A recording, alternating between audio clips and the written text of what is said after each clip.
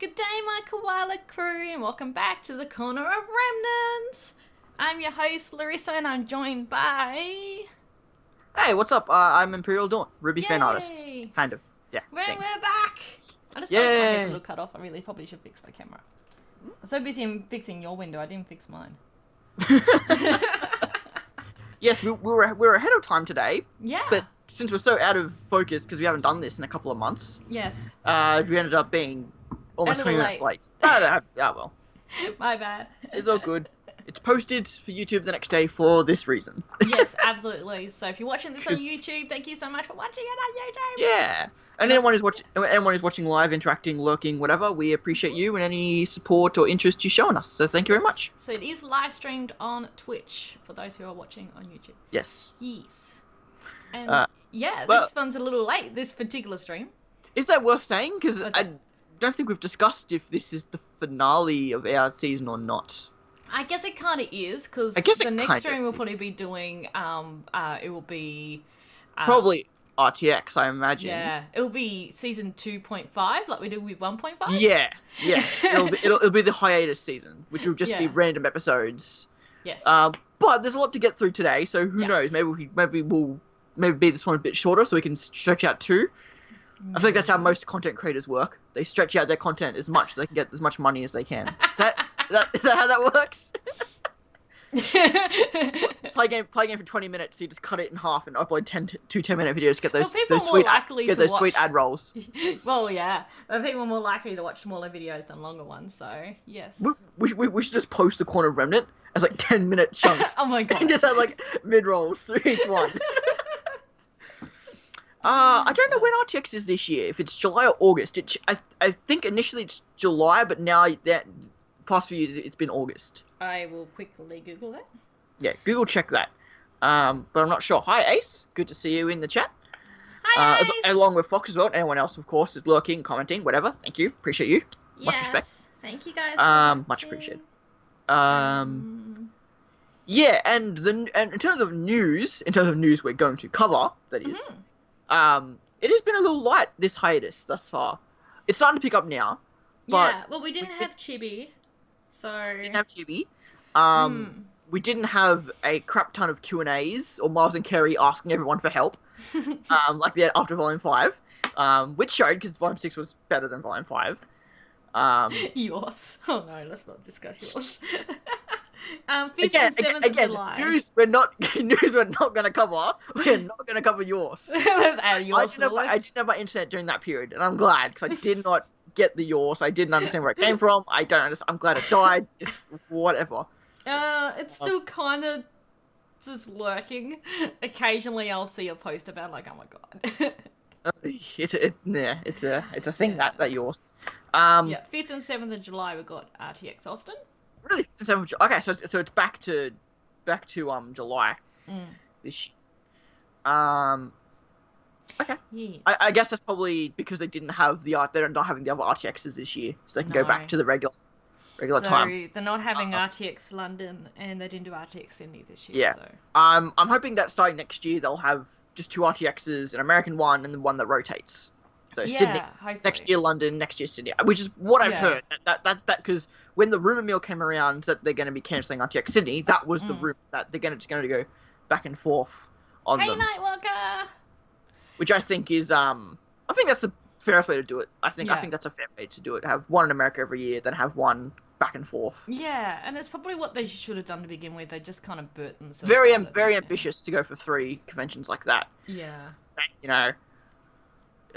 They make so much money off RTX Austin because the whole city gets involved in that convention, you know, whereas we just kind of host it. And even then with Australia, it's just Supernova with an RTX paint. Yeah. Supernova runs it in Australia, whereas they actually ran RTX London themselves. Yeah. You know, and obviously Bethany, the event head of events, no longer with Rooster Teeth, so interesting to see how events like that happen going forward. I think Gus is handling it now. I believe. I could be wrong. I think he was always like second in command for events, though. To be fair, I believe. Yeah, there's going to be a lot of changes moving forward, and hopefully we'll get some news soon, because at the moment it's very dark. We're just not getting any news. So. Which, to be fair, I think is not a bad thing. Mm. Obviously, after Volume 5, we heard so much because of how vocal and understanding they were of the failures of Volume 5, at least in their own eyes. Yeah. So I think they're keeping hush about it. I think it should be a sign of confidence in themselves and what they're doing.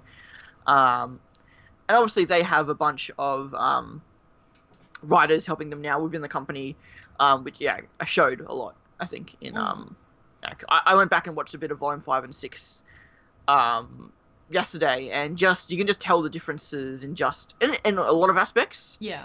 How much like you don't notice it watching Volume 5 the next year watching Volume 6, but watching an episode back to back from each, you can tell how much just the animation and voice acting just kind of improves, and just how much their editing is all just come together, and obviously the writing as well, as we were discussing. Absolutely. And it's improving every year, and I think a lot of us sort of forget that, because it's I don't know. And I believe that's what they've done. They're doing the same writing process. So the only news we've gotten so far is that I'm trying to think. It was Lindsay, Nice, and Aaron have confirmed that they've done scripting and voice work so far. Yes. So that's exciting. That they'll be recording lines. So that's the only news we've gotten. We've gotten a few jokes around new costumes from Kerry last year and Barbara this year. So we'll see. It makes sense for them to get new outfits. Hey, thank you very much. So yeah, we'll see where we go. But other than that, in terms of news, that's kind of about it. Yeah, we should get some more with RTX. So I'm hoping Chibi will return to from RTX up to the start of Volume 7. There's a possibility. I think at least the kind of the lost 7 episodes of last season. Yeah. Or whatever, like the lost half of season 3. Yeah. We were discussing before that this is my speculation. This is not truth, the gospel, nothing like that. This is just possible vibe I got. Tom, the head writer for RWBY Chibi. Not working. I just noticed. Tom, the head writer for RWBY Chibi, tweeted out yesterday almost like a resume of his work. Yeah. So it's possible that he's no longer working on RWBY Chibi, which would definitely put a good leeway towards the idea that we're not getting RWBY Chibi back. Yeah. But again, I'm not against that. For a long time, a lot of people thought the failings of, like, one of the reasons people thought Volume 4 and 5 were weaker was because of RWBY Chibi, which I thought was a bit unwarranted. But I think if RWBY Chibi isn't there anymore, I do think it will allow more resources to go towards the main show. For better or worse, to be fair, like, especially if you enjoy RWBY Chibi. But I'm curious to see. I'm curious how much that would actually affect them. Obviously, they were always very defiant that they had almost next to no crossover with each other in terms of the departments that worked on the shows, so it didn't have any effect on the other. But obviously, with Miles and Kerry, obviously they had to put a little bit of their stock into writing for those seasons, even though Tom did a lot of the work. So, look, we'll see how we go. If we get RWBY Chibi back or not, we'll just have to wait and see, I guess. I was wondering what the hell you said there, Ace. Sorry, I just reading what the chat's saying. I'm fixing the chat on the stream, guys. I just realised it wasn't working. So apologies for those on YouTube who couldn't see the chat. It should be working. Technical difficulties. Hey. But speaking of July and stuff that's coming out, the soundtrack should be coming out in the next 2-3 months, I think. Yeah, it varies. Some years it comes out in May, sometimes June, or sometimes a bit later. It really depends on how they're working on it, and yeah. It really depends. We haven't heard anything yet, but quite often they'll just drop it really suddenly. They're not super vocal on that. They'll kind of just drop it when it comes out, I guess. Yeah. Yeah. Oh, you're trying to say yes, Chibi. Is that what you're trying to say? That definitely is not what came out. Yeah, I think it was. I'm pretty sure Volume 5 was June because it was just as Shinoop was coming down to visit. So. Yeah. 5 definitely came out later than 4. I remember that much. Yeah. that was the thing everyone was wondering where it was. So I'm expecting it to be probably either May or June, but it may be a little late. It just depends. They've got a lot of work goes into the soundtrack, and I think that's a lot of people. What people don't realize is that we only get a few little snippets of the songs in the show, very small snippets of them, and they've got to make the whole song. And quite often they don't do that last minute. That's not just a small snippet for the show's sake. Wow. That's not just a small snippet for the show's sake. That is all that exists of that song at the time. Yeah, quite often they haven't. Casey has said that many times that's how they work. They just kind of do what they need to get done for the show's sake, and then they'll kind of go back. And that's why, most noticeably in Volume 5, how what you see in the show and what's on the soundtrack is often very different. Yeah. Like, all the extra bits of the Volume 5 soundtrack always sound have a bit more of a dynamic, have a bit more vibe to them, like instrumentals and stuff. You can tell where it splits from what they'd done for the show and then what they had done post-show. Volume 5 was very clear. Yeah, sometimes they'll change the lyrics and things, I think. Was it This Life Is Mine was a very sort of key one of that, because the lyrics were very different in one part of the song compared to what we saw in the show, so, yeah. Yeah. Well, like, the bit we got for the show was, like, almost the middle of the song. Yeah. Then we got a lot of before and after. I'm very much looking forward to the soundtrack, though, for Volume 6 especially. A lot of songs. Yeah. This is a very good change of pace from Volume 5, which I thought they didn't handle. I mean, the songs themselves were awesome. Yes. But how they handled the songs in the volume itself was very lackluster. They only had, like, 3 songs at the start, then, like, 2 songs at the very end, and that was it. And then we've got the rest of it in the soundtrack, whereas we've got 8 songs throughout the volume. Yeah, we're very lucky this time. Varying degrees of differences, and we probably won't get anything special, like anything new. I don't think we'll get any. We might get a remix or 2, but they'll probably get 2 remixes and an acoustic. Yeah. Then the 8 songs we got from the volume. I don't think they're going to be adding any new songs. No, I don't think we'll get like a hidden Bumblebee or Boop. Yeah. Or anything like that from the volume. But maybe, I mean, again, it just comes down to, you know, what inspiration do they get with Jeff and Casey, you know, if they get any ideas or just want to do something for the sake of it and they have the time to, then they'll do it. Otherwise, they'll just do what they need to. Yeah. Kind of thing. I'm very much looking forward to a lot of the songs, because I really liked a lot of the soundtracks from Volume 6. Same. I really do too. I'm excited for all of them. Indomitable, Indomitable especially. I'm actually kind of really excited to see what they do with the rest of the Big Metal Shoe. Yeah, it's such a fun song. They could go really a lot of different ways with that song. I want to do an A&B to that song, but it's just so fun. It's just yeah. Indomitable, I'm really excited for, of course, because I've always wanted more songs for RWBY, because she's only just got the Red Like Roses 1 and 2, and some other sort of the intro songs could have led to her, but not actual songs for her. So I'm excited for Indomitable, for sure. Yeah, definitely. I'm in the works of planning to do like a big 8 art piece things around the soundtrack. Ooh, so that's exciting. a plan of mine I'm doing. So basically a speed art and a artwork for every single song, then edit it once the soundtrack comes out, then go back and edit them into the speed arts and stuff. So that'll be a thing I'm doing, so I gotta get started on that soon, because again, it could come out next month, so I should really get started on that, because I'd like to be able to post them all like 8 days in a row, like after the soundtrack comes out. That'd be awesome. That'd be great. Yes, the guys agree. Doing the art challenge last week killed me. Yeah. Last year. Jesus last year, Christ, I can't speak either. I can't believe it was actually last year. I remember you did that. That was crazy. That was 30 days, and I was like sick for the first week of that. But I got a few cool artworks out of that one, including the idea. I agree. Like, I definitely think we'll get some more Weiss music in Volume 7. We've had a lot of Weiss songs already in the previous volumes, but I definitely think we'll get some more in Volume 7.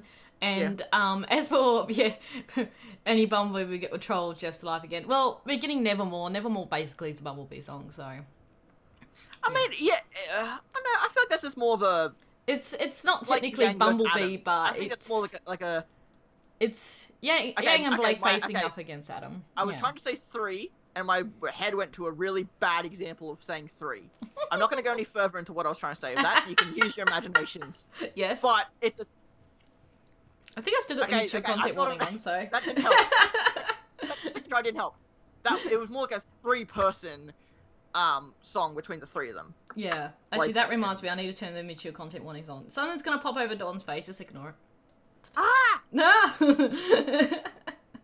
I've got to move it before we swapped over. I feel like these days, just saying the Adam mask should be a mature warning. There we go, it's off now. I forgot I had that turned on from the Stardew Valley streams and Final Fantasy, so... There we go. It's gone. Yeah. Whilst we get more music, but it's just because, she took a backseat this volume, which I'm quite happy she did, even though she's, like, my second favourite character.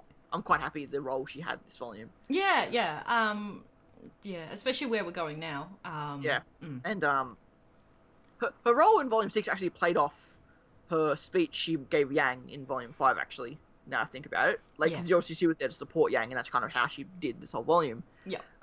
Which is a cool little callback kind of thing. Fox, my brain went this. Trust me. Weiss is queen. Best Weiss food. I guess we should actually talk about the episode. Well, we kind of were with the music and stuff, hey? Indomitable and Evermore. They're both in the finale. A couple of the songs from there. We've got another Blake song for the finale credit song. Which is interesting. I think a lot of people thought we were going to get, like, Indomitable for the final song. That would have been good, but they probably hadn't done enough of it to have it as the full song. And much like Armed and Ready from Volume 4, you actually heard the score of it.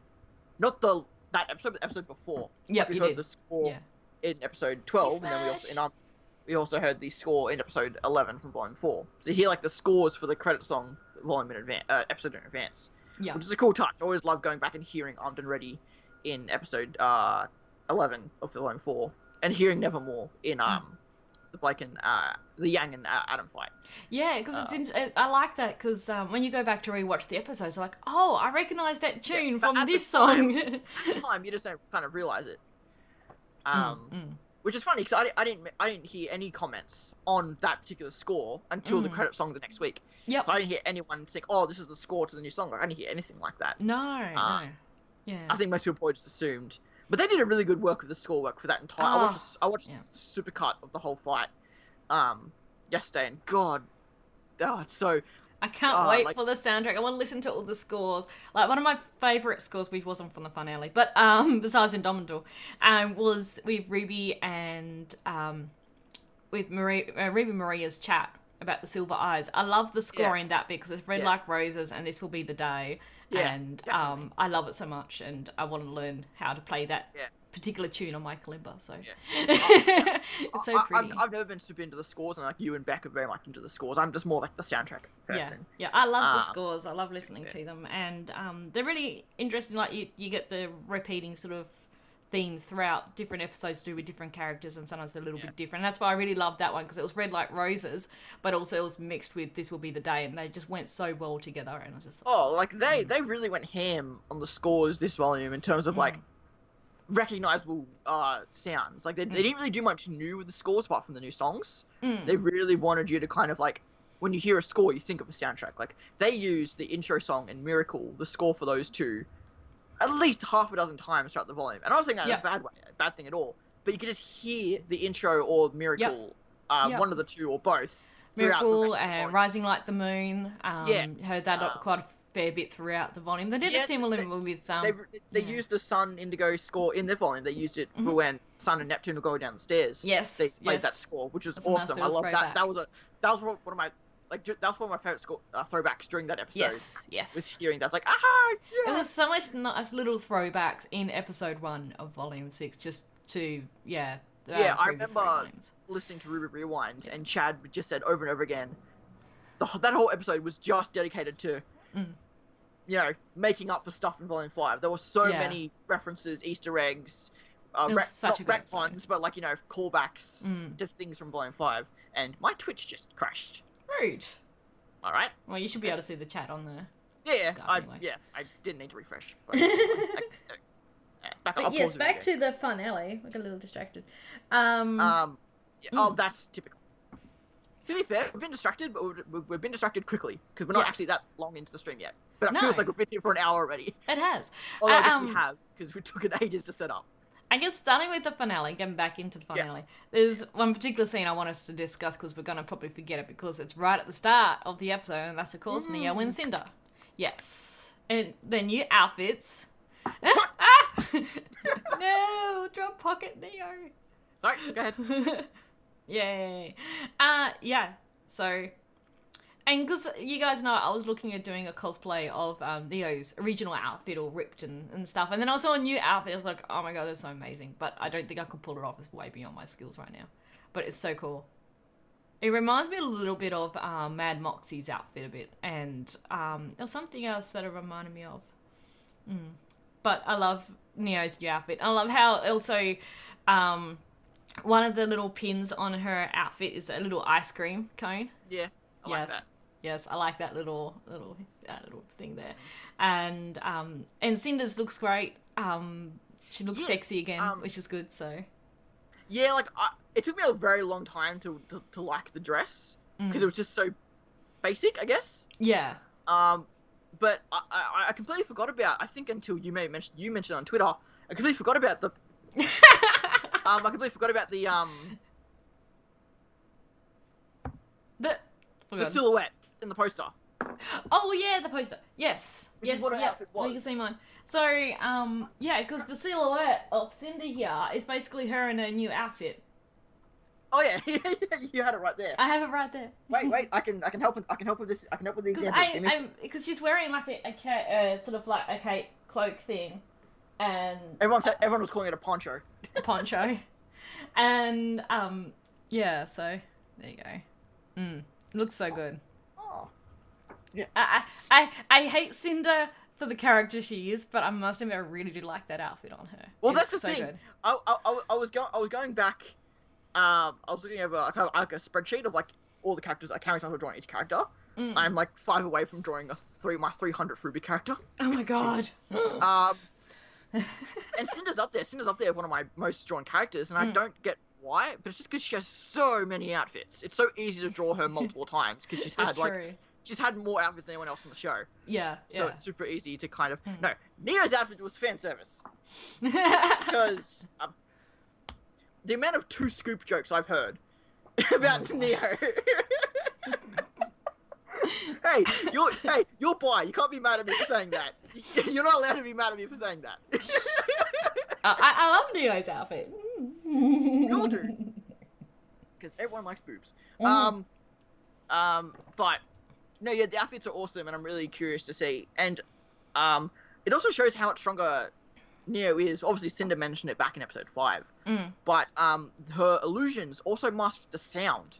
If you actually go back, you can actually notice the sound of their engines get muted. Yeah. And it just sounds like an Atlas airship. So that's a really cool she's extra just so potential of her power. Yeah, no, like it's so cool to see a character so defined by their semblance. It's like a mutant in X-Men. Like you actually like so many of these characters, you know, they just have these abilities. Although I say that sounds dumb because like Yang's is very much based on a semblance, as is Blake's, as is Weiss. RWBY not so much. But it's cool to see a character that's like without a what would Neo be without a semblance? Like that is we had Yang for 2 volumes without a semblance. We saw what that character was like. You know, Blake has made it very clear that she almost doesn't like her semblance because of what it represents in her past. Yep. And you know, Weiss without a semblance would be so different. So it's very interesting to see, like how much Neo and her semblance are just one person, like one existence. Yep. Very much so. Do you think her outfit is actually there, or do you think that's just an illusion? I'm pretty sure her outfit's there. Yeah, because she wouldn't be able to keep the illusion up for like forever, especially if she's masking the ship at the same time. Yeah. Bad thought, but let me stick with it. Before it runs out of aura, and then her clothes disappear. She's completely naked underneath. Sorry. Anyway, I'm glad you put the mature filter on. Actually, sorry. I turned the mature content off, so. Oh no. Anyway, yeah, no, Neo is very dangerous just in terms of what she's capable of. And I'm still very much hoping to see a 3-way fight between Cinder, Neo, and RWBY. Oh yeah. Hopefully, because we still haven't gotten a have we gotten a 3-way fight in the show before? Yes, yeah, it was RWBY versus Roman and Neo. Well, yeah, I'm talking about that comes to mind. 3 different parties, not 2-on-1 kind of thing. Oh, like okay. 3 separate, like 3 people wanting to kill 3 other people. Like So I'm just giggling at the chat.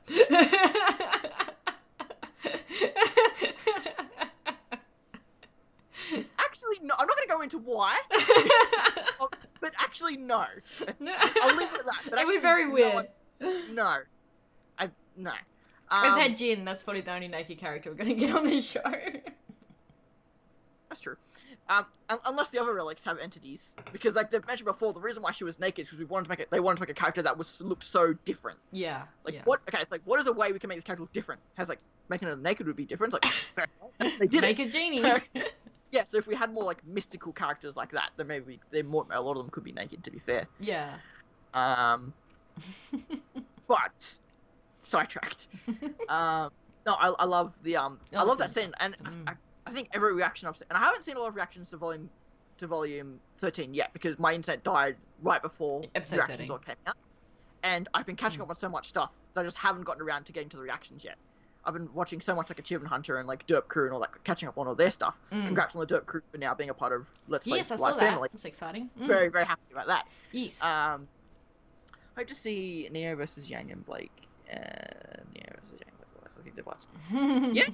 To see like yeah, because we could have almost gotten that on the train. I like that. That's like a cool callback to a possibility we could have gotten on the train. I like we had thinking Nightwalker.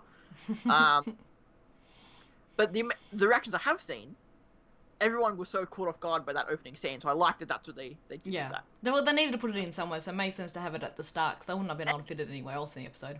And to the idea that like, oh, we didn't get much of them this volume. We got Roman like twice in volume 2, and I don't think anyone was complaining back then. So we get so much more villain that we did back then. It's just it's always a weird compliment. It was like, oh, we didn't get enough of this character this time. It's like, do you guys remember we didn't get any villains at all in the show? Like, I think it's also like I think what we got of Neo and Cinder was really good. So it sort of showed what they're planning, and we got sort of bits of them throughout the volume. Yeah. And Norton, stop doing things. That's where we should go. Trend Micro. Trend Micro is good. Hashtag not sponsored for Trend Micro or Norton. So, because they weren't really doing that much after their original little fight and meet up. They weren't really doing that much after then, just planning and whatnot. So I think what the little snippets we got of them was really good. We just saw what they were doing. So yeah, and I really liked the parallel between Adam and Cinder and Neo. We saw a bunch of Cinder and Neo, so that we can constantly be reminded that this is a threat that is coming. This is what they're doing. But didn't see any of Adam because the idea of like he was literally stalking, he was literally not meant to be seen what he was doing. So I like that parallel between the villain we actually thought we didn't see and then the villain we are seeing we're not going to see for a while, because they're still possibly like a month behind our hero. So we'll see how that all matches up. They're on their way to Atlas, so we're definitely going to get a confrontation with them there at some point. Yeah, so. I'm curious to see how that also ties in with like Tyrion and like, so I'd love to see a Tyrion and Tyrion and Watts have also headed to Atlas, so everyone's going to Atlas, and I think we get a lot of Watts next volume now that he's back in Atlas. I think we'll finally get his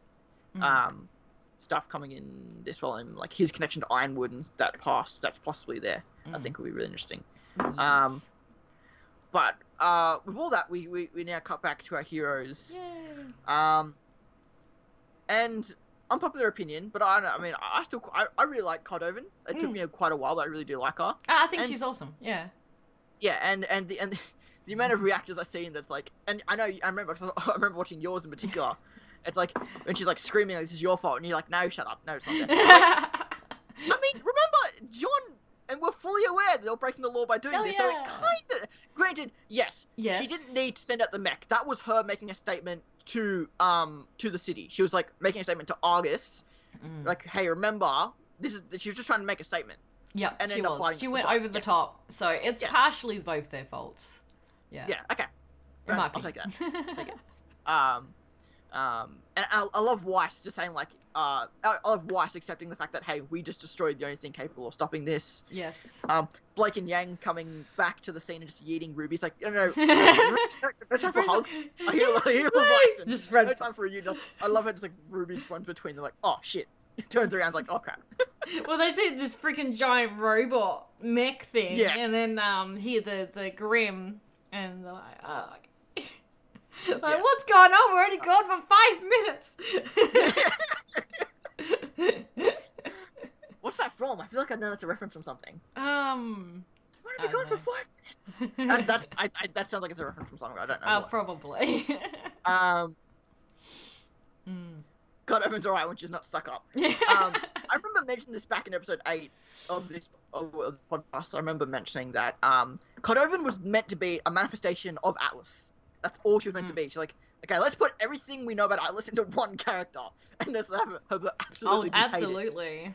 And just the Atlas base and the soldiers, and our first real taste of Atlas before we get there. Yeah, and then also the score. We've got a lot of the Atlas scores in with Codoven, which I loved throwing back to like Volume 2, hearing all the Atlas scores. Hup. Atlas. Yep. And also the how just Codoven being a character makes Maria feel more like a character, because it just expands the world, makes everything feel more flowy and natural. And a bit more connections and learn a bit more about Maria's past as well, so... Exactly. Such wit, such tenacity. Such tenacity. Atlas will prevail. You guys just have to do that. I love that. I love that episode. What was it? Chapter 8? 8 was really good. Yeah, I just loved that at the start. So then we had the more serious talk with Ruby and Maria at the end of it. I know Blind Wave is uploading their reaction to episode 8 tonight. Oh, so I need to catch up on those. I haven't watched any of those in a while. Oh my gosh. Watching the reactions to Ruby and Neo and Cinder was so satisfying.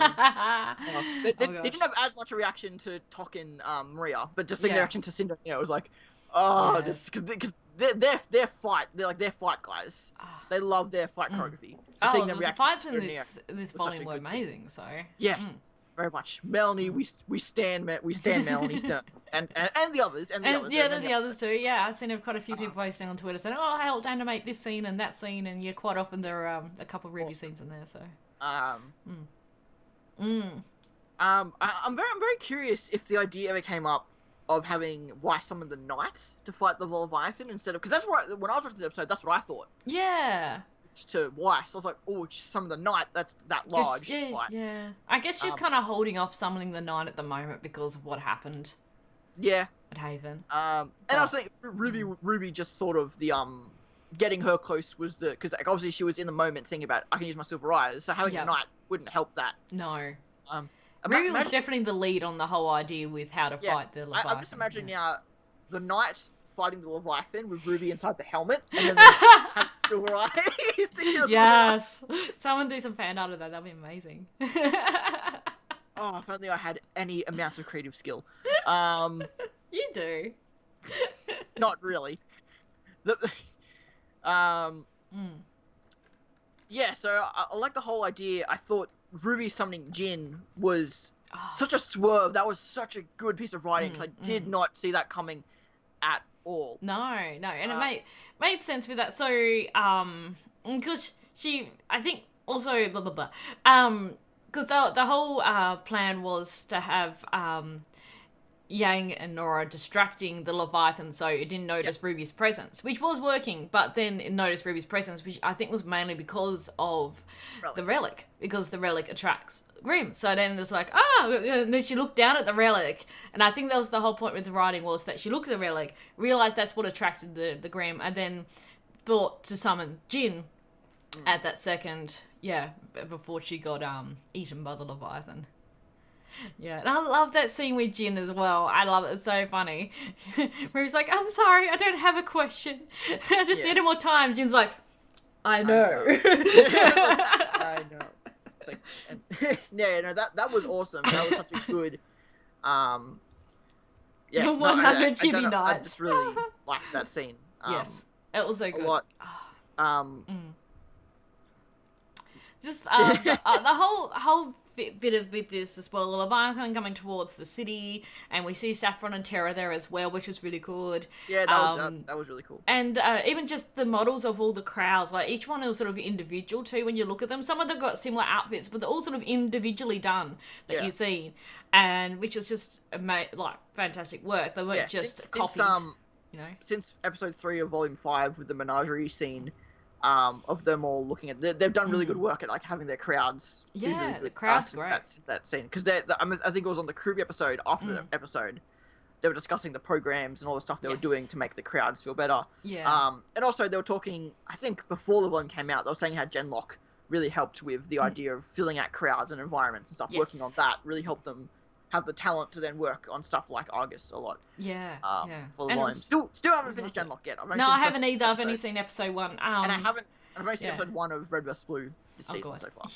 I haven't watched much Red vs. Blue either. I'm hoping to do reactions to Genlock soon, guys, too, if you're wondering. It's just now that I've got on top of things IRL, hopefully now I'll be able to have some time to be able to record my episode reactions to Genlock. I just needed a bit of a break as well from reactions. I love doing them, but yeah, so it gets to a point where you just need to take a break.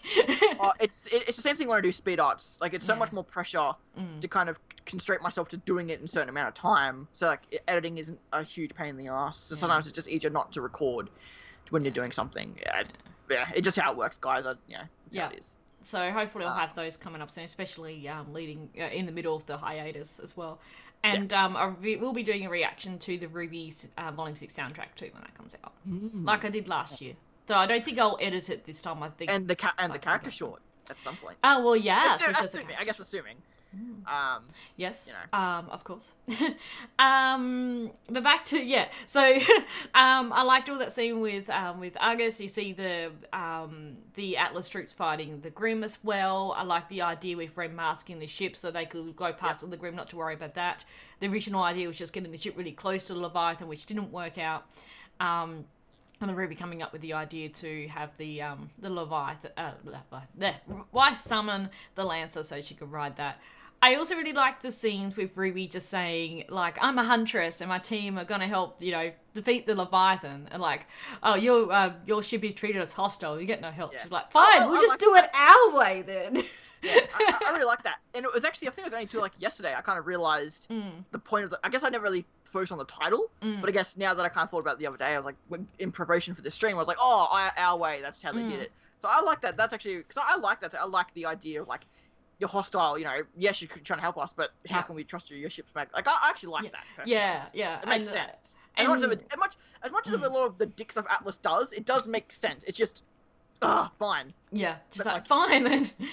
We'll just do it our way then. And I like how Maria's listening in on this as well. Through that bit too. So that's where you see her listening in. And I also like how Maria was the one to kind of be like, hey, we cannot help them, we can just go. Which also ties back to her comments back in episode 7. Yeah. About being a huntress, and Blake also mentions too, fighting to the bitter end. Yes. Yeah, that was really good too. That's something, because I've been recently watching All Ages of Geek, or Miss Cat Squad, I forgot what title her channel is now. She's doing reactions to RWBY. Oh, right, yeah. And she's just gone through Volume 2 and just like them discussing why they're a huntress scenes. And it just, I always forget, like, always ask the question, like, why are they still doing this? Why are they doing this?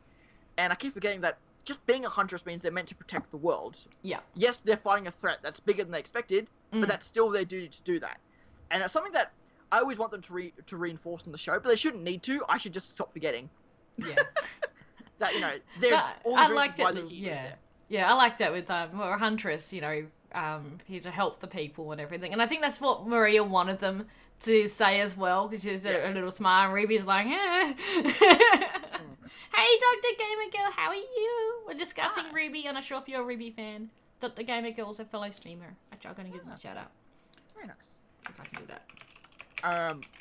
But yeah, and then we start getting the flashbacks, which I wish I had my digital stuff printed out. Oh yeah, before we go too much for the spoilers too, if you haven't seen the finale episode, because we're about to get into really spoilery. Oh yeah. Yeah. I am mad I didn't get an email from Rooster Teeth. What? They showed a bunch of screenshots. And I am mad I was not contacted in any way to do work for them. I could have done all those screenshots for them. Oh no, they were so good. I loved all those little scenes. That could have been me. That's the exact artwork I do. That's the kind of stuff I do.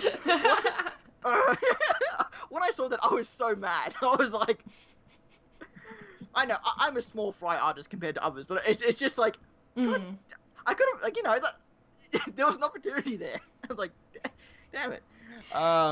But I love those little flashbacks. I love the artwork. I love it was really good. I loved the artwork of it. I loved all the scenes, and I keep going through that, but even like just pausing it to just look at those scenes in detail, and they're just so awesome. Oh, okay, cool. But you know, and just as an artist, like it's cool to see all those scenes in better definition. So now it's better references for me to go back, and use, which is awesome. To be fair, yeah, no, but that stuff was all awesome. But then obviously, I like how they took the dark turn first. Yes. You know, remembering Pyrrha, remembering Penny. She was trying to remember the good times, but then they were sad, but also remembering the really horrible things that happened, which stopped her from activating her silver eyes, which probably also didn't help with the Leviathan as well, because she started feeling negative emotions. So as well as the relic, she started feeling negative emotions, and the Leviathan was like, so that also didn't help the situation. Summoned Jin, then she started having the better. Yeah. Started thinking of more focusing on the good things and her relationships with everyone, including also the newer additions. So Maria and Oscar were in there as well, which was really good. Yeah, and Penny was there, and there was a lot of lots of really good moments in those little flashbacks. And then of course we got the big moment. Yes, the big reveal. Not actual model, but good enough for now model of Summer. Our first not proper to be pessimistic, but people actually think that's her model, which I would be very surprised if that's her actual model. Yeah, I think it was something they mocked up for the sake of the scene. Because when you look at it, her outfit is basically Ruby's current outfit, but the colours change differently. So basically, it's basically Ruby's outfit that she's wearing, which makes sense. Which, I mean, to be fair, you know, if her outfit is going to be the same, you know, one, probably make it the same as a Volume 1 outfit. And two, like, that's fine, but, you know, at least make a new model for it. Don't just recall the old one. Make a new model for it. I'm sure that's just what they use for the time being. Yeah, they probably didn't want to actually show us her actual proper battle outfit, especially the one she wore at Beacon, because they it probably want to be a bigger reveal later on. I do think that's her actual outfit.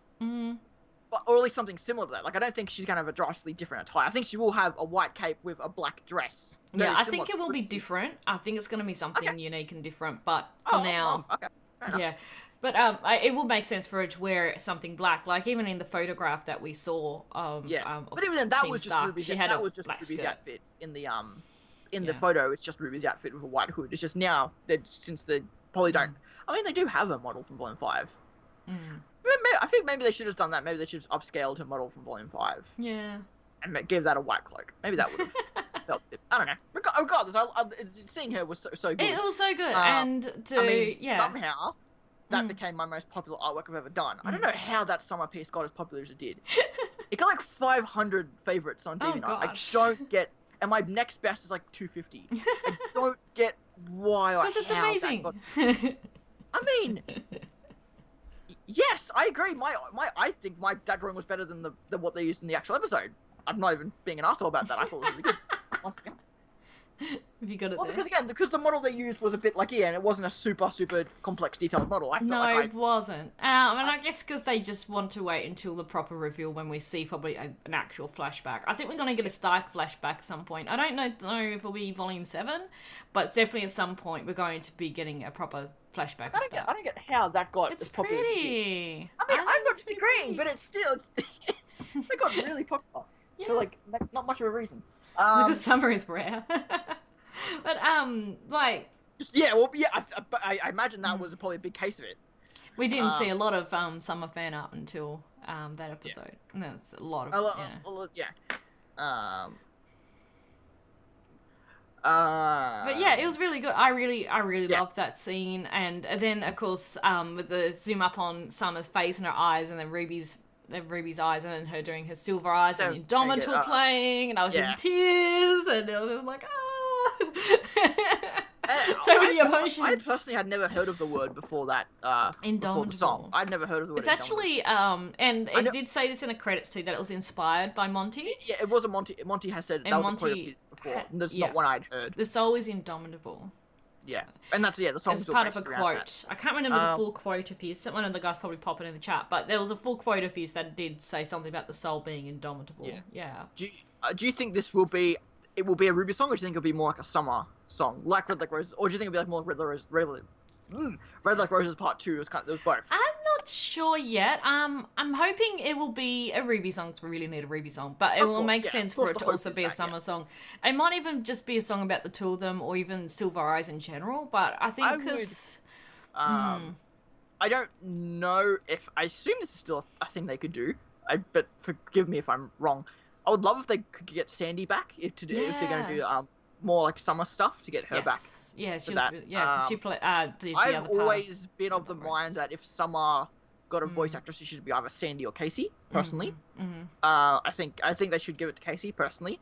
I'd like the idea that all the songs were like from, even though they're not canon, but like all the songs were like from, if they were like from some Summer's perspective, like looking. This will be the day sort of starts off a bit like it's from Summer's point of view, because it's like talking of RWBY. I would agree. This will be the day you waited for, and everything like that. All your dreams come true and things like that. And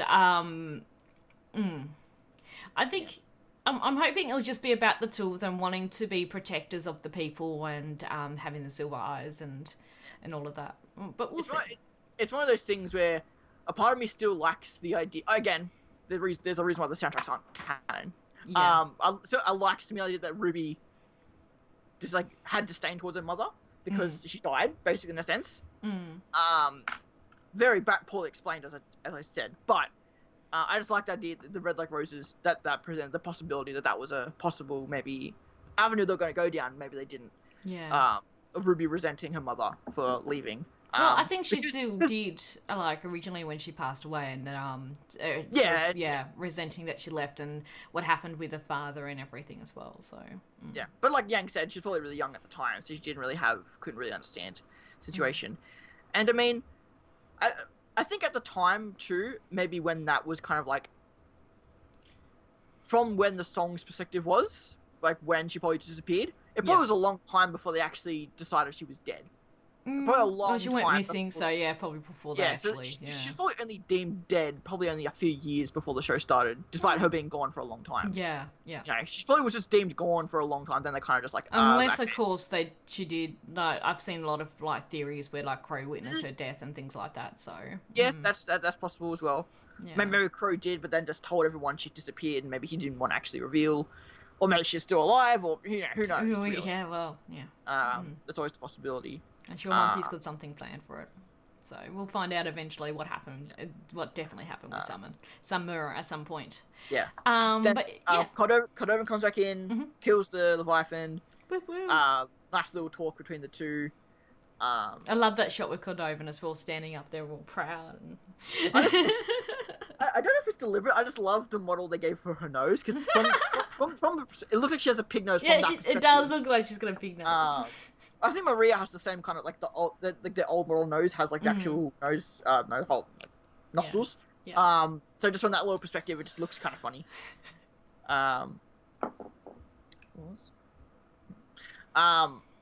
Yeah, so they have the talk and then they go off. Now, I'm not... a part of me thinks it'd be really funny if they get to Atlas and cut over and let them go, but called ahead to kind of like screw them over, so they get captured and they get to Atlas and like, God damn it, Cordovan, I thought you were cool. Part of me thinks that'd be really funny, but I think she probably did legitimately just let them go. Yeah, I think she did. It'll be interesting how Atlas knows about them when they come in. That's an interesting. That's the thing. Well, they're expecting Weiss. I'm assuming she would have called ahead and said that Weiss was coming and being escorted. That's possible. Yeah. And when they say welcome home, I think they're referring to, Weiss welcome home, because she's returning to Atlas. Yeah. Of course, they don't know about her her other passengers along with her, so that should be interesting. And, it's going to be interesting how that all goes with them arriving in Atlas. I've seen a lot of people with theories about Blake's ears, covering up her ears, of course, with Faunus, maybe not being... I mean...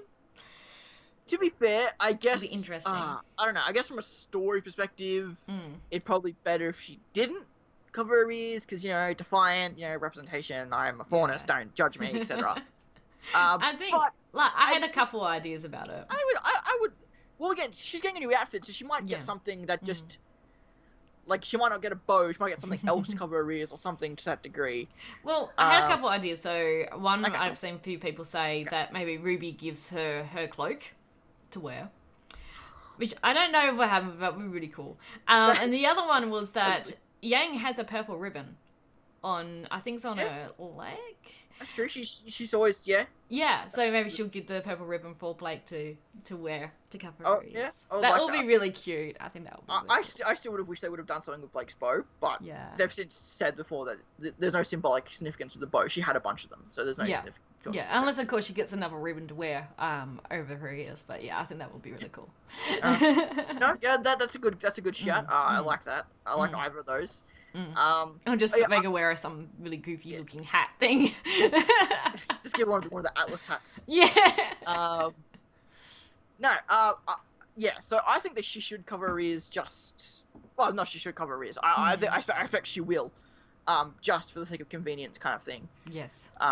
We'll see, because we've only heard hints about how the Faunas are treated at Atlas. It'll be interesting to actually see it. Yeah, and what extent Adam's face is a huge hint. Yeah. Jesus. Yeah, so it'll be interesting to see. Yeah, well, I hope we do get to learn a bit more about Mantle, which I'm assuming was the little city down the bottom on the ground, and Atlas was up the top. Mantle was bigger than Atlas. Yeah, well, very spread out. Yes. So it'll be interesting. I think that's Mantle, and then Atlas was literally living. Mantle was literally living in Atlas's shadow. Atlas's shadow. Yeah. Yeah. Very much think that's the case. So I definitely think we'll be seeing. I imagine we'll be saying in Manless and Atlas for the entire volume. I imagine. Hopefully a better execution than what we got in Mistral. Yeah, I hope we get similar to what we had in Argus. I really liked that because we actually got to see them walking around the city and everything, and so that was really cool. So I really hope we get more what we saw in Argus is what we see in Atlas. I think so. Yeah. Especially if they have to build like the one set for the city. Yeah. Then I think that'll be easier. I think with like the lake scene and Adam's throne room, and the Haven Academy, they kind of overworked themselves with the sets in Volume 5, so they didn't really get to do more. So I think it'll be really good if we, do get to see more of that. Hydrate! I don't. Well, Where's your drink bottle? I brushed my teeth before the stream, so I didn't grab one. We see angry Faunus in Mantle and angry Atlas people that both Blake and Vice. Just angry Faunus noises. I'm very interested to see Blake and Weiss in Atlas. So I imagine RWBY and Yang might take a little bit of a back step this volume. I had to make a prediction. Yeah. On that, I think it will be a Blake and Weiss heavy volume, which is cool. Very curious to see without Adam where Blake's character goes from here, because that was very much her end game in terms of her character. I think it's going to lead towards with the Faunus and the Dust Mines and Mantle. Well, yeah, I guess so. I mean, I guess everyone's end game is obviously to eventually get some real reason to go against Salem. Even as we were talking before with what they said in Volume 2 about the reasons for being a huntress, and Blake's was to basically help with people who are downtrodden and bring justice to them and equality and all of that. So that sort of leads towards with the Faunus, definitely with the Dust Mine. So while that's her personal end game, you assume though her end game still has to end up, towards Salem. Like I don't know. Like I said earlier, with all their reasons, I really hope that we get more real reasons as to why they fight Salem rather than just. Well, I guess. Talking of Salem, we get more personal reasons. I'm hoping, as we saw at the end of the episode. Yes. So Salem's sending her flying monkeys, most likely to Atlas. So shit's going to go down, and of course that's going to affect everyone at Atlas, and also Mantle. Like if the Atlas falls, it's going to be falling on Mantle. Yeah. If that was to happen, I could very much imagine Salem, doing a lot of bad things when she's in Atlas, but maybe like. Just in terms of directly, maybe slaughtering a bunch of Faunus, and then that's kind of what gets Blake really on board to kind of fight, avenging them. Yep. We learn, RWBY gets her eye ripped out. That's why she wants to get back into Salem. No, I don't want Yang is one of my characters because she's always been a go with the flow character. I've never minded what she does because that's always been in her nature just to follow the crowd. Basically, she follows RWBY at the moment. So whatever RWBY thinks is the right thing to do, that's she follows. Fine. I don't need her justification that much. Yeah. Weiss is the one I want most justification for. Because I was even asking that back in Volume 5.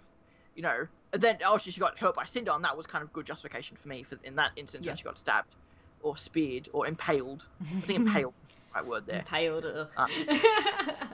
Still wishing that had more of a callback. Still wishing that led somewhere. But yeah. Oh well, didn't get like anything between John and Weiss, or didn't get anything. We may get some. We still could. I mean, like, yeah. Blake Scar didn't come up to Volume 5, and then again now in Volume 6. It was completely ignored in Volume 4, so it's still gonna come up later. That's still a thing. It shows you like Weiss is at home and she has maybe more time to reflect on herself. No pun intended with the mirror.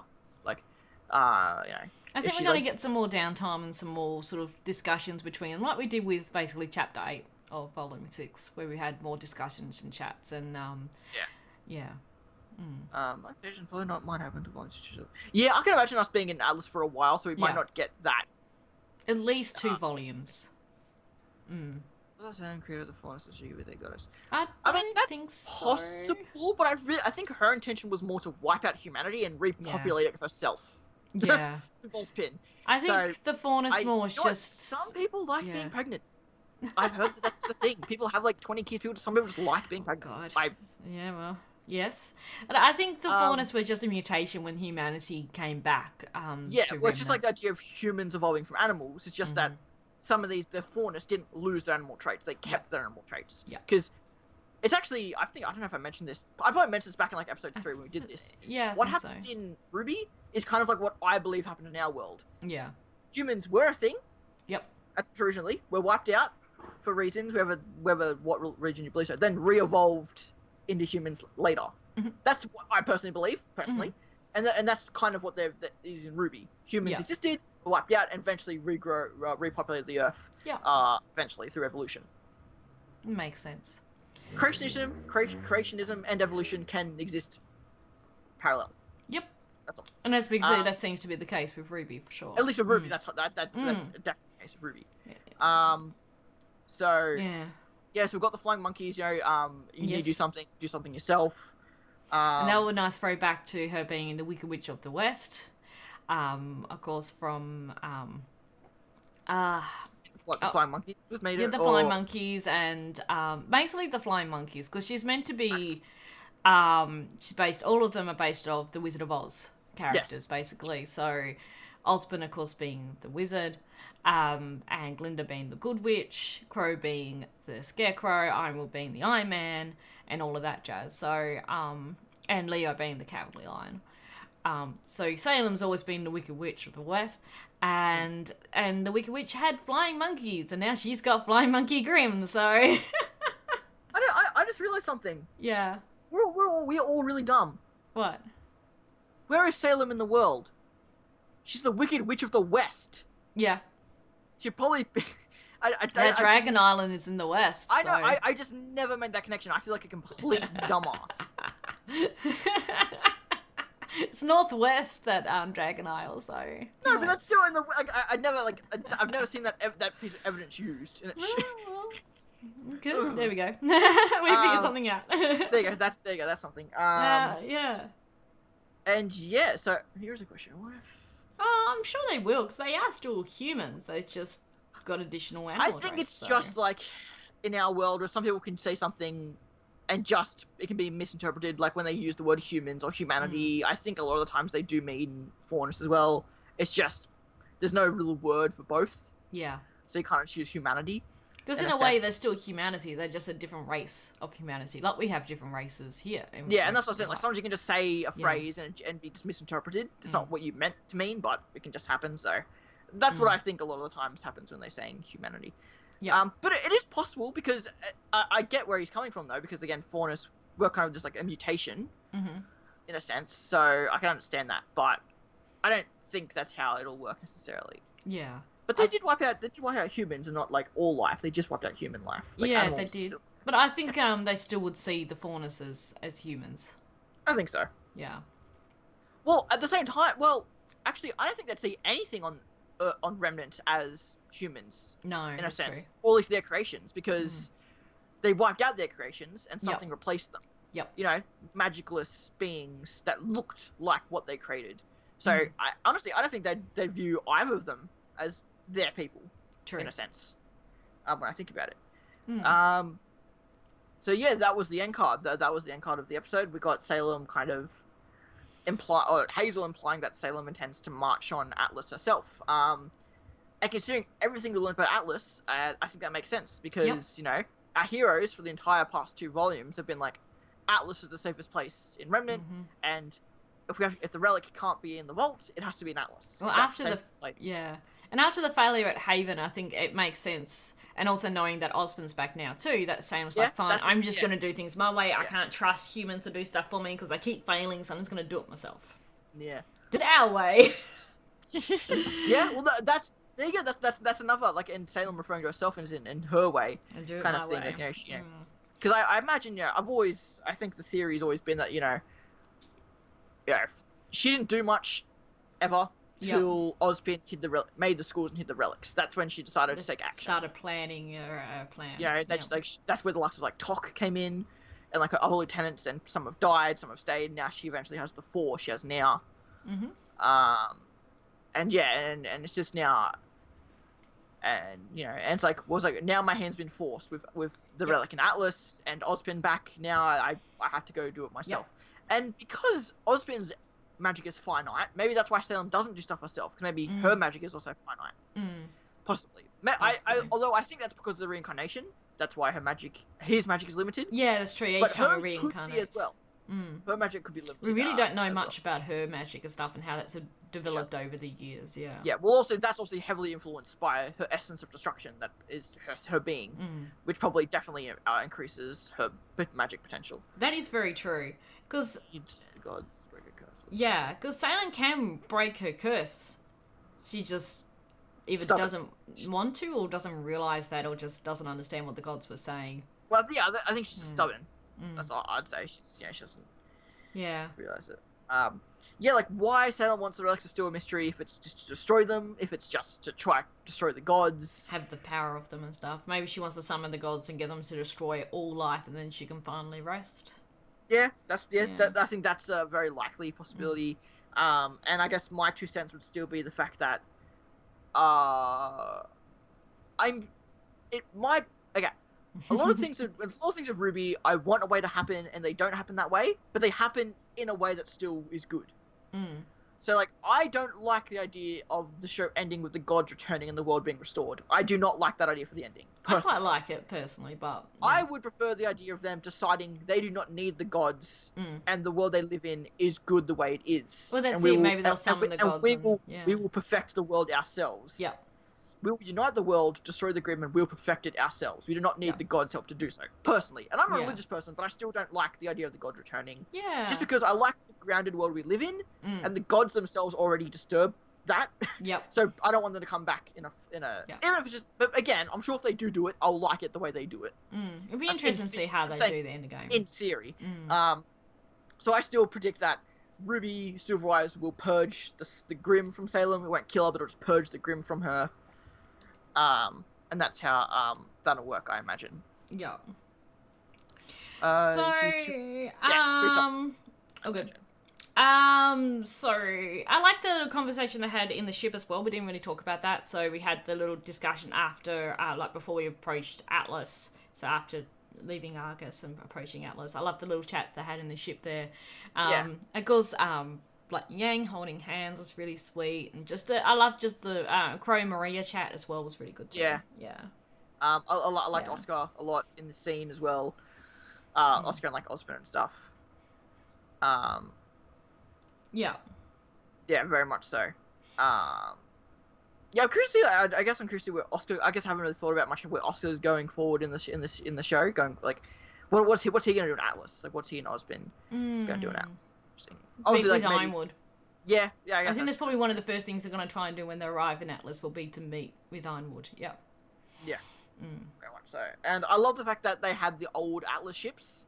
That was I very much enjoyed seeing the old ones from Volume 3. Because all of the smaller ships all get like redesigned every volume. Yeah.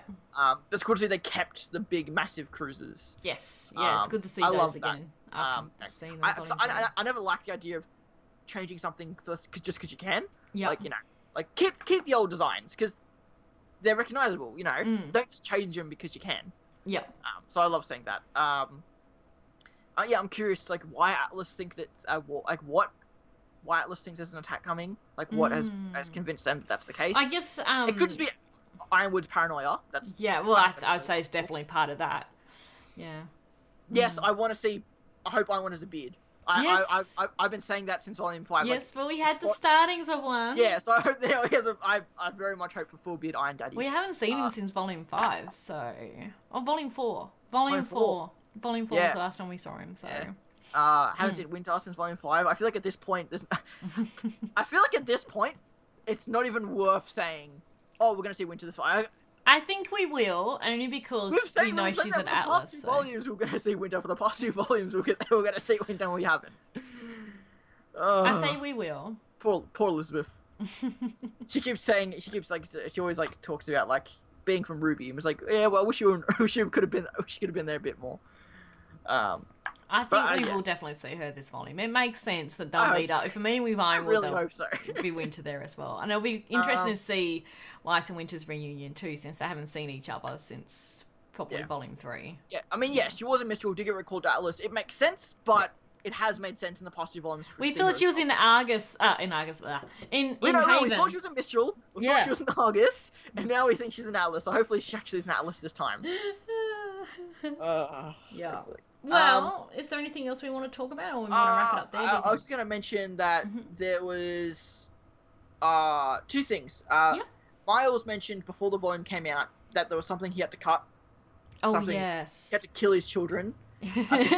Which wasn't literally. We just ideas. But it was just a story idea he couldn't do, and I don't know if it's related, but Neith also said that there was something that he thought was going to be in the volume, didn't. I think it might have been something to do with Ren and Nora, which makes me excited because I want to see more Ren Nora stuff. And we got little bits of it in this volume, but I'm hoping we'll get more soon. I think we got enough of it in Volume 6, I think. Still want more. I get that, but this is my point about Bumblebee. Like, everyone loses their mind about it, and it's like, but look at RWBY's history. Like, I just don't think they're gonna, hey, these people are a couple, but that's not what the story's about. So we're not gonna focus on that. We'll have them hand-holding, we'll have them say nice things to each other, but, you know, we're not going to have a sex or kissing scene or sex scene, or, you know, not going to spend an entire volume just following them as their slice of life, you know, as a relationship. You know, this isn't volume 1 to 3 anymore. This is not a slice of life anime anymore. It might not have been a Renora kiss. It may have just been a Renora moment. No, I know, I'm saying that. I hope we see that. Yeah. But I just want to see more of them just being together, like, just even in the intro scene. They did well in Volume 6, I think. Yeah. They could have done more. Of course they could have done more. But I think could have done a few more, but... They did Volume 5. They did better in Volume 6. Definitely, because we saw nothing in Volume 5. Not even them, like, just casually holding hands or sitting really close together. Like, there was nothing when they could have added that just little touch. Yeah. But, in Volume 6 we got more of it, like, with the intro of Ren having his arms around Nora, which was really cute. And, just other little moments we had throughout the volume, as well as, of course, with Nora, come back with my man. Yeah, my man. I also think that we look at Nora though. They've always been together very casually. Just not together. The fact that they announce it, I imagine wouldn't actually change how they are around each other. That's true. It'd be more just like an acknowledgement, but it wouldn't actually change anything, just because of how close they already were. So I understand why Renora isn't a huge on-screen thing, because I think it's meant to be taken more casually. Yeah, it's true. I just want little moments. Whereas Bumblebee might need to be a bit more on-screen, just because of, you know, they've had trauma and stuff together. Whereas Renora's kind of like, we're together. Oh, now we're actually together. Now we're together. There was no kind of like build up to that. It was just kind of very casually. Then it's like, okay, now we are thing cool. Like, and I love how they did it. Yeah, same. But they do need to handle Bumblebee differently because of how they've gotten there. Yeah, it's a different relationship.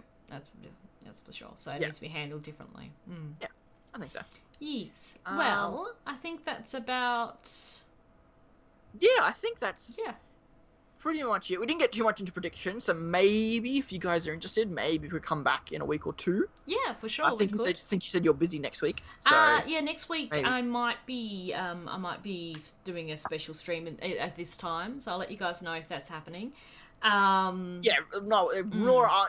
they're not a public show of affection. We're in your face, we're lovey-dovey kind of couple, I feel like. Yeah, that's true. Yeah. Nora might be, but I think she understands Ren enough to not be. To be fair, I think Nora would love that. But and again, if they do become, I'm just gonna watch the show and enjoy it for what it is. However they do it. Basically. So maybe on the 11th. Yep. I was just gonna check my calendar. Yeah. So maybe the 11th. So 2 weeks from now, Yep. I'll let you guys know what all the plan is and such. So. Yeah. And of course, when the soundtrack comes out, probably a little bit after that. We'll probably do another one after that. Yeah. Then maybe a month's break. Then come back from maybe RTX. Yep. And then go from there, I suppose. Then we'll probably get RTX, then like a week after we'll probably do the character short, because that's probably how they'll do it. Yes. I imagine. So, I think that'll be it for now. I think that's kind of where it'll be going forward. Yep, I think so. But thank you all for watching. It's been a pleasure being back. Sorry it took so long. Blame possums or rats eating my internet cables. We still don't know why, but it got fixed. There's now a wasp nest outside of my house now as well, so I think it's just like my place. So yeah, thank you all for coming. I really appreciate it. If you just tuned in, the VOD, or it'll be on YouTube the next day, 24 hours from now. Yeah. Yeah, thank you all. Thank you all so much. It was good. It was good. I enjoyed it. It was good fun being back, and we'll be definitely doing more of these streams, so make sure you follow us on Twitter, and actually I'll just quickly post that in there. Where I forget what I've just Twitter, I did post an artwork this morning that I drew a year ago. it just took me now to finally post it. So go check it out. So it's on Twitter. It's a Cinder pen palette swap piece. Oh, cool. It was the final. It was the final in a series I was posting last year, but then stopped for, I think it was the art challenge, is why I stopped posting it. Yeah. And then I didn't post it afterwards. So yeah, and I posted it today. So I made up for it today. Yeah. Yeah. Awesome. Yeah. So yeah, make sure you follow us on Twitter. So we'll announce when we'll be doing another Corner of Remnant. Of course, Don posts all his art on there as well. So go check that out. And I do announcements, of course, with what I'm doing with my streams and other things as well. And thank you all so much for hanging out with us today. Pocket Neo. And of course, don't forget. Oh, I remember something we forgot to mention. Oh well, that as well. I was just gonna say praise the great one, but what did you want to mention before we get into that? RWBY Pop Vinyls. Oh yeah, the RWBY Pop Vinyls. I forgot about that. And the Weiss one looks adorable. It does. I'm not a huge fan of the other ones, but I'll definitely get the Weiss one. So I've got the vinyl ones here, of course, as you guys can see. But they're actually bringing out official pop Funko vinyls or whatever. Fox? I'm coming for you, Fox. No, she doesn't have actually. She has a bronze statue that's been painted. Yeah. Oh dear. Yes. So, all praise the great one and Weissfu. Yeah. This Corner of Remnant has been brought to you today. The great one. Not by the antivirus things we mentioned earlier, but instead by the great one and the Weissfu. Yes. So yeah, thank you all for coming out, and we will see you hopefully in 2 weeks. Absolutely. See you guys. Thanks so much for watching. Bye.